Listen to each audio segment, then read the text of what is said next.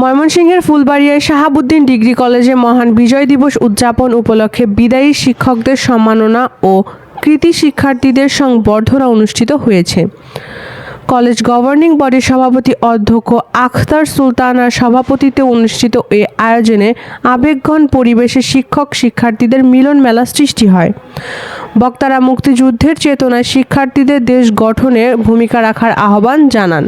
বিস্তারিত দেখুন আমাদের ময়মনসিংহ বিভাগীয় ব্যুরো চিফ মোহাম্মদ মাহবুবুল আলম এর প্রতিবেদনে।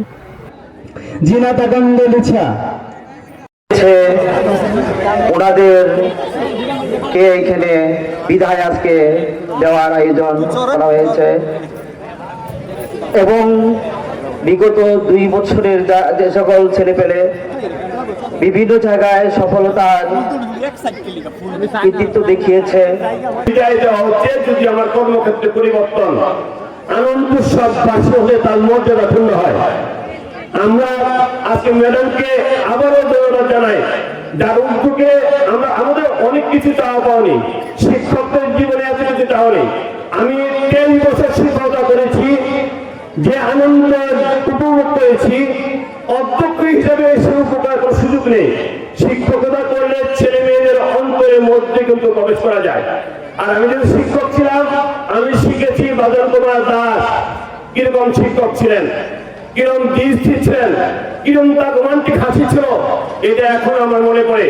এই কলেজে গোপাল চন্দ্র সেন কিরকম শিক্ষক ছিল, কি বিচক্ষণতা ছিল, আমি আমার কর্মক্ষেত্রে কিন্তু তার প্রমাণ রাখি।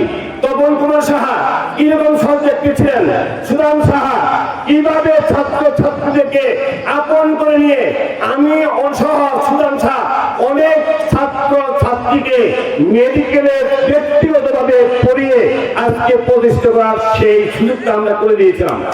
বিজয় দিবসে যে গৌরব, সেই গৌরব কিন্তু আমরা সকলেই বহন করে বেড়াচ্ছি। আজকে আমরা যত শৃঙ্খলা, যত স্বাধীনতা, যত বৈষম্যহীনতা, যত উন্নতি অগ্রগতির কথা বলি, আজকে আমরা স্বাধীন বলে আজকে আমরা এই কথাগুলো বলতে পারছি।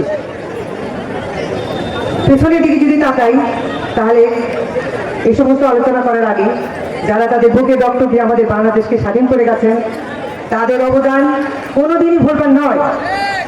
কারণ হলো সেই সময় যে সমস্ত তাজা প্রাণ তাদের বুকে রক্ত দিয়ে দেশ স্বাধীন করে গেছে, সেই অনুভূতিগুলো কিন্তু আমাদের প্রত্যেকটি মানুষকেই অন্তরে ধারণ করতে হবে।